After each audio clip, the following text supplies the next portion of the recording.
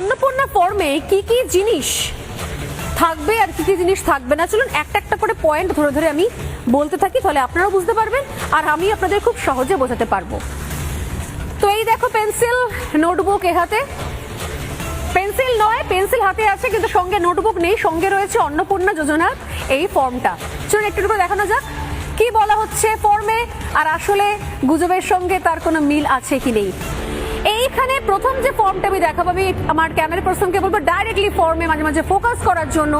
প্রথম পাতা আসছি, প্রথম পাতায় রয়েছে পারিবারিক পরিচয়, অর্থাৎ পরিবারের প্রধানের নাম কি পুরোটা লিখতে বলা হয়েছে। বেসিক যেগুলো, জন্ম তারিখ কি, পরিবারের প্রধানের লিঙ্গ কি, পুরুষ মহিলা না কে, অর্থাৎ ফ্যামিলির যে হেড অফ দ্য ফ্যামিলি, যদি কারো বাড়িতে বাবা থাকেন, শ্বশুরমশাই থাকেন, হাজবেন্ড থাকেন, স্বামী থাকেন, তো তার সম্পর্কে একটু তথ্য জানতে চাওয়া হয়েছে। এবং আর কি বলা হচ্ছে, যদি ডিজিটাল রেশন কার্ডে পারিবারিক আইডি থাকে, ডিজিটাল রেশন কার্ডের তথ্য বলা হচ্ছে। পরিবারের সদস্য সংখ্যা বলা হয়েছে, দেখুন পাশে লিখে রয়েছে শুধুমাত্র সংখ্যা। ঠিকানা, স্থায়ী ঠিকানা, তার সঙ্গে যোগাযোগ নাম্বার, নাম, জন্ম তারিখ, লিঙ্গ, পরিবারের প্রধানের সঙ্গে তার সম্পর্ক, অর্থাৎ তিনি আপনার স্বামী হন না আপনার বাবা হন না আপনার শ্বশুরমশাই হন, এইটুকু বেসিক তারিখ। এবং দেখুন কি বলেছিলাম প্রথম গুজব, যে ফর্মে নাকি যিনি অন্নপূর্ণা ভান্ডার যিনি নেবেন, যিনি আবেদন করছেন, তার নামটাই নাকি কোথাও নেই, তাই নাকি? তাহলে বলে দিই, এখানে 9 নম্বর পয়েন্টটা দেখুন, এইখানে রয়েছে পরিবারের প্রধান, সদস্য 1, সদস্য 2 করে করে পরিবারের সমস্ত সদস্য। পরের পাতায় চলে যাই যদি আমি, সদস্য 3, সদস্য 4, সদস্য 5, মোটামুটি 5 জনের পরিবারের একটা ফরম্যাট দেওয়া হয়েছে। ধরে নিন শ্বশুরমশাই, শাশুড়ি রয়েছেন, তার সঙ্গে ছেলে রয়েছে, ছেলের বউ রয়েছে এবং বাড়িতে একটা ছোট বাচ্চা রয়েছে, 5 জন মতো পরিবারের সদস্য রয়েছেন। অর্থাৎ শ্বশুর, শাশুড়ি, স্বামী, স্ত্রী এবং বাচ্চা, তার জন্য তাদের প্রত্যেকের নাম চাওয়া হয়েছে। এবং পাশে একটা কলাম দেওয়া রয়েছে, অন্নপূর্ণা যোজনার জন্য আবেদন করা হচ্ছে কি। যদি বলেন হ্যাঁ তাহলে হ্যাঁ, যদি বলেন না তাহলে না, শুধু হ্যাঁতে টিক করতে হবে। পাশে লেখা রয়েছে বয়স 5 বছরের কম হলে আধার চিহ্নিত করুন, আধারটাকে এনে লিখে দিন, সেটা চিহ্নিত করুন। অতএব এখানে পরিবারের কোন সদস্য, ধরুন 5 জন পরিবারের সদস্য, তার মধ্যে কোন মহিলা তিনি অন্নপূর্ণা ভান্ডার চাইছেন, তার পাশে গিয়ে শুধু একটা হ্যাঁতে টিক করে দিলেই তো লেটা চুকে যায়। আরে ভাই, শ্বশুর মশাই তো অন্নপূর্ণা যোজনা চাইবে না, স্বামী তো অন্নপূর্ণা যোজনা চাইবেন না, চাইবেন হয় শাশুড়ি আর না হয় বৌমা। তো দুজনের নামের পাশে নামটা লিখে অন্নপূর্ণা, দেখুন সাইডে আরেকবার ফোকাস করতে বলবো, এই যে সদস্যের নাম, জন্ম তারিখ রয়েছে, পরিবারের সঙ্গে সম্পর্ক রয়েছে, আধারের নাম্বার চেয়েছে, পাশে একটা হ্যাঁতে টিক করে দিলেই তো লেটা চুকে গেল। তাতে এত সমস্যা কোথায়? নাম নেই, তো এইগুলো কি রয়েছে তাহলে? আমার পরিবারে যারা চাইবেন অন্নপূর্ণা ভান্ডার, তাদের নামের পাশে আপনি কি অন্নপূর্ণা যোজনা চাইছেন? হ্যাঁ চাইছি, টিক, ডান। পরেরটাই আসি, এরপরের বিষয়, পরিবারের প্রধান এবং পরিবারের সকল প্রাপ্তবয়স্কদের ব্যাংক অ্যাকাউন্ট। এবং দেখুন পাশে লিখে দেওয়া রয়েছে নগদ অর্থ স্থানান্তরের জন্য, অর্থাৎ আমি নগদে টাকা দেব, সরকার টাকা দেবে, তার জন্য অ্যাকাউন্ট ডিটেলসটা চেয়েছে। এবং প্রত্যেকেরই চেয়েছে, সেক্ষেত্রে পরিবারের প্রধান এবং প্রত্যেকের, যাতে সেই পরিবারের ব্যাংক অ্যাকাউন্ট নাম্বারটা সরকারের কাছে থাকে। কারণ অনেকেই অনেক ধরনের জালিয়াতি এর আগে করেছে, প্রত্যেকের অ্যাকাউন্ট নাম্বার চেয়ে নেওয়া হয়েছে, যদি কোনো কারণে মূল ব্যক্তির অ্যাকাউন্টে ট্রান্সফার করা গেলেও না, তো সেক্ষেত্রে যাতে বাকিদেরকে জানানো যেতে পারে। এরপরও হচ্ছে এপিক, ভোটার তালিকা অংশ নম্বর সহ এপিক নাম্বার, অর্থাৎ আপনি যে ভোটার আইডি কার্ড, আপনার বাড়ির অ্যাড্রেস রয়েছে, সেটা আপনার জানাতে নিশ্চয়ই সমস্যা নেই, আপনি জানিয়ে দিন। আপনারা জানেন নিশ্চয়ই, এর আগে লক্ষ্মীর ভান্ডারের সুবিধা যারা নিয়েছে, এমন অনেক ফেক নাম নিয়েছে যার পরিবার এখানে নেই, যে নামটার অস্তিত্বই এখানে নেই, যার পরিবারে না তো স্বামী আছে, না তো শ্বশুর আছে, না শাশুড়ি আছে, না সন্তান রয়েছে, তারাও এখান থেকে লক্ষ্মীর ভান্ডার পেয়েছেন এবং এখন তারা হাকিমপুর চেকপোস্টে গিয়ে দাঁড়িয়ে রয়েছে, তারা বাংলাদেশের বাসিন্দা। তো আমার যদি পরিবার থাকে, প্রত্যেকের ভোটার আইডি কার্ড থাকে, আমি তার নাম্বারটা এখানে মেনশন করব, সমস্যা কোথায়? এবার চলে আসি, এখানে বিভাগও একটা দেওয়া রয়েছে, অসংরক্ষিত আর্থিকভাবে দুর্বল শ্রেণী, যে শ্রেণীগুলো রয়েছে, এসসি বা এসটি বা ওবিসি বা পিভিটিজি, সেগুলো রয়েছে। এবার এখানে একটা প্রশ্ন হচ্ছে, সমস্ত নাকি সার্টিফিকেট জমা দিতে বলা হয়েছে।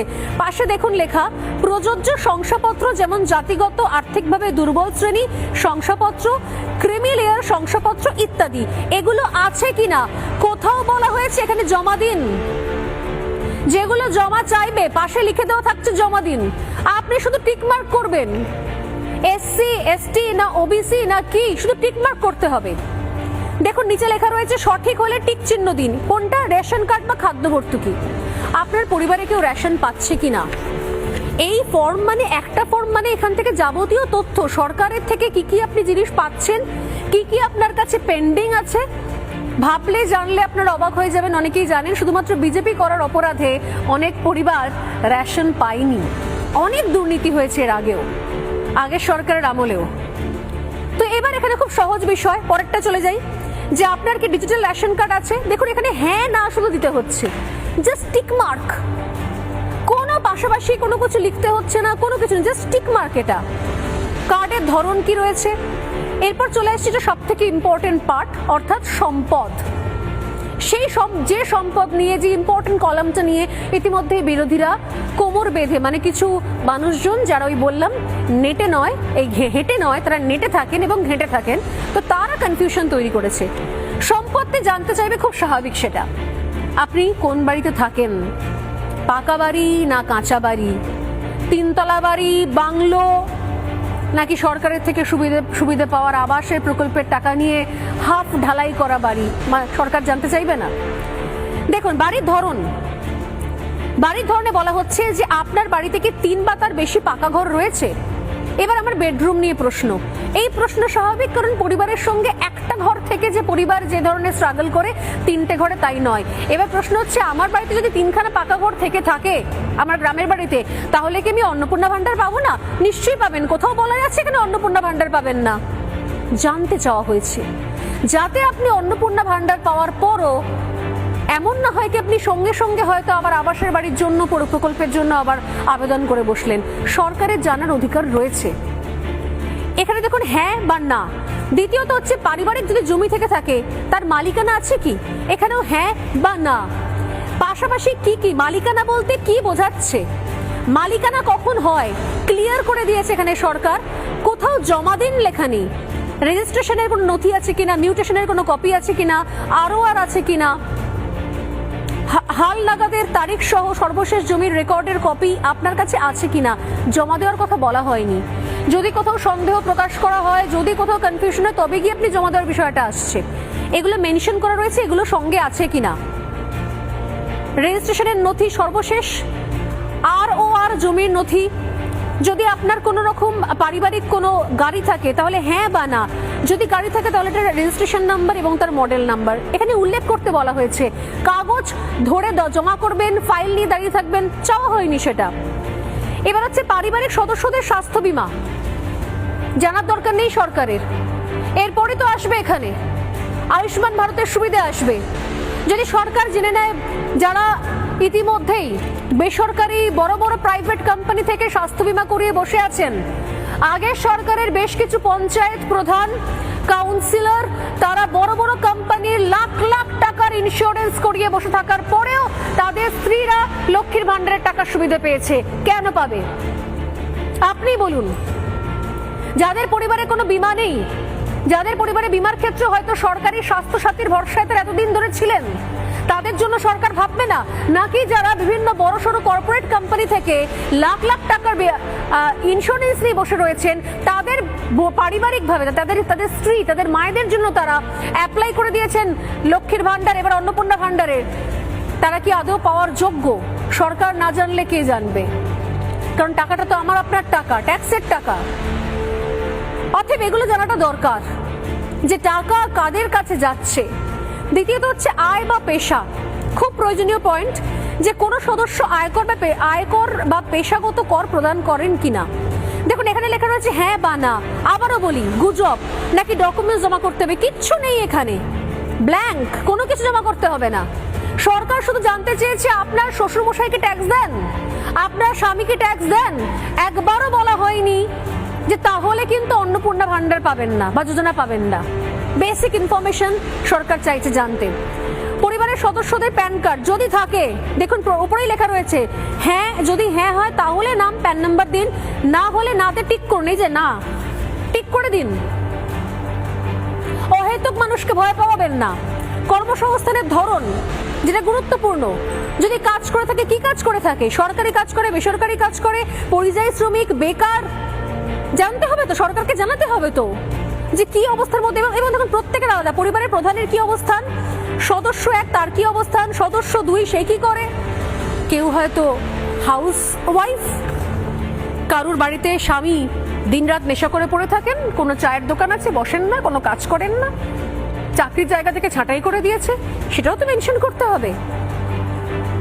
পরিবারের শিক্ষিত প্রাপ্তবয়স্ক সদস্য সংখ্যা এবং পরিবারের অশিক্ষিত প্রাপ্তবয়স্ক সদস্যদের সংখ্যা, একটা বিষয় বুঝতে পারবেন।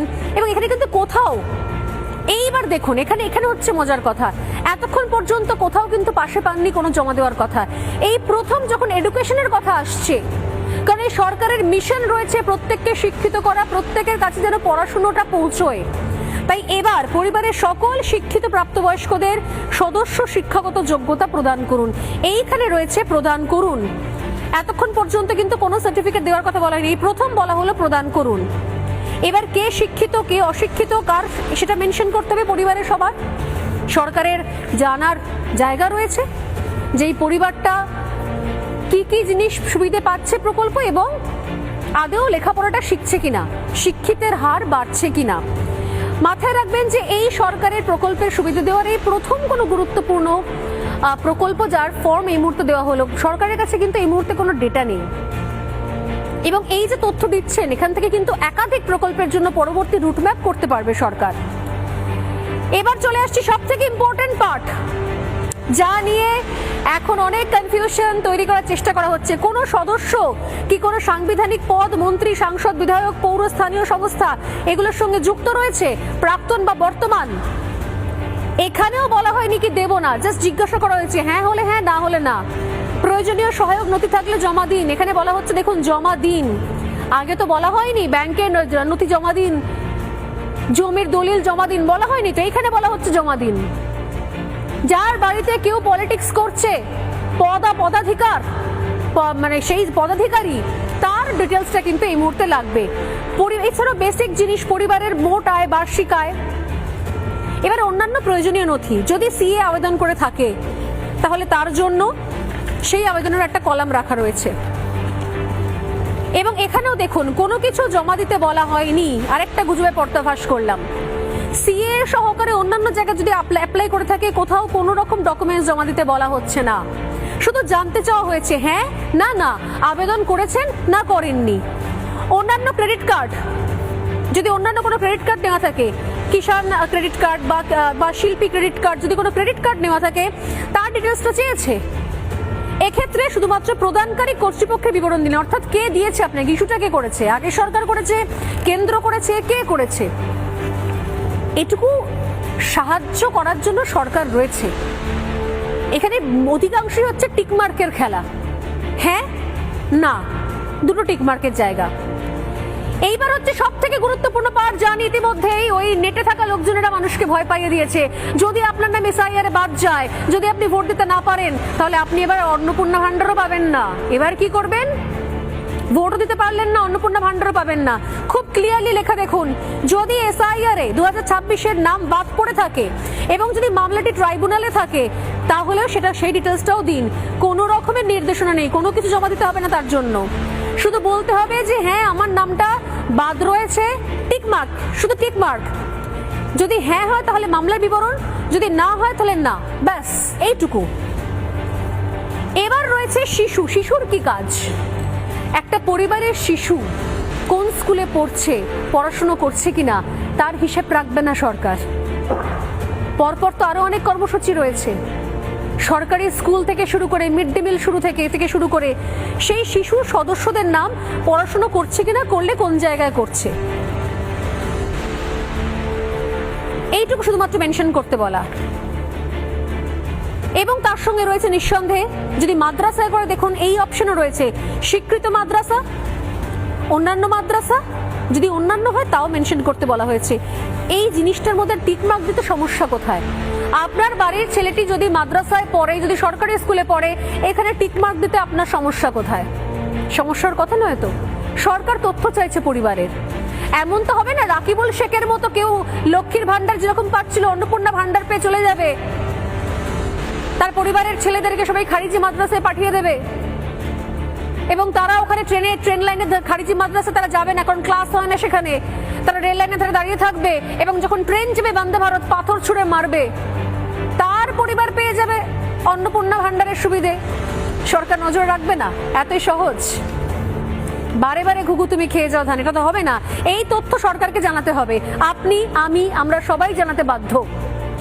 এবং শিশুদের টিকাকরণের অবস্থান, যা অত্যন্ত জরুরি বিষয়। আকাশ থেকে পড়ছেন কেউ কেউ, ভ্যাকসিনেশনের সঙ্গে কি সম্পর্ক? সম্পর্ক নেই। যে ভ্যাকসিনের জন্য, যে টিকার জন্য দীর্ঘদিন ধরে সমস্ত শাসক দল লড়াই করে গেছে, সেই টিকার কাগজ আপনারা সাবমিট করবেন না? সেই টিকার আছে কি নেই সরকার দেখবে না। এবং যদি হ্যাঁ হয় তাহলে সেই টিকার কার্ড, সেই তারিখটার লাস্ট তারিখ, টিকার কার্ড কিন্তু আছে কিনা জানতে চেয়েছে। জমা করার কথা বলা হয়নি, এখানেও বলছি কোথাও প্রদান করার কথা বলা হয়নি, জমা দেওয়ার কথা বলা হয়নি। আছে কি নেই সেটা আপনাদের জানাতে হবে। যদি সরকারের ডাউট হয়, সরকার তখন আপনাদেরকে জিজ্ঞাসা করবে, কিন্তু এখন কিছু জমা দিতে হচ্ছে না। এবার হচ্ছে আপনি কোনো সরকারি প্রকল্পের সুবিধে ডিবিটির মাধ্যমে পাচ্ছেন কিনা, অর্থাৎ ডাইরেক্ট বেনিফিশিয়ারি ট্রান্সফার, তার মাধ্যমে পাচ্ছেন কিনা। কেন জানতে বলা হচ্ছে? সরকার নাকি ব্যাংকের সমস্ত তথ্য নিয়ে নিচ্ছে, ব্যাংকের সব ডিটেলস হাতিয়ে নিচ্ছে। আরে ভাই, যদি ব্যাংকের ডিটেলস না দেন, টাকাটা দেবে কোথায় সরকার? ডিবিটি মানে সরাসরি প্রকল্পের সুবিধা। এর আগে আপনার কোনো অ্যাকাউন্টে ঢুকেছে কিনা, যদি না ঢুকে থাকে তাহলে সেটা জানান, যদি ঢুকে থাকে তাহলে হ্যাঁ বা না বলুন। এই দেখুন লেখা আছে হ্যাঁ বা না, বলে দিন হ্যাঁ ঢুকেছে। কোন প্রকল্পের টাকা ঢুকেছে বলে দিন, কি সমস্যা এতে? অনেক লোকের তো প্রকল্পের টাকাই ঢোকেনি, যোগ্য হওয়া সত্ত্বেও, শুধুমাত্র বিরোধী দল করেছিল বলে। শেষ পাতায় চলে আসছি। লাস্ট একটাই ঘোষণা, যে আমি এই মর্মে ঘোষণা করছি যে ওপরে প্রদত্ত তথ্য আমার জ্ঞান এবং বিশ্বাস অনুযায়ী সত্য এবং প্রযোজ্য ক্ষেত্রে আমি সকল সহায়ক নথি প্রদান করেছি এবং উপরে উল্লেখিত কোনো মানদণ্ড বাদ দিইনি। এই জিনিসটা করে এখানে স্বাক্ষর করে দেওয়া। যেগুলো যেগুলো দরকার সেগুলো দিলেন, যেগুলো দরকার নেই জমা দিন বলা নেই, সেগুলো জমা দেওয়ার দরকার নেই। এর মধ্যে এত কোথায় সমস্যা তৈরি হলো, এত কোথায় ভুল বোঝানো তৈরি হলো, যেখানে পুরোটাই টিকমার্কের খেলা এবং পরবর্তী প্রকল্পের জন্য এই ডেটা সরকারের ঘরে জমা করার বিষয়, সেখানে এত কনফিউশন কেন?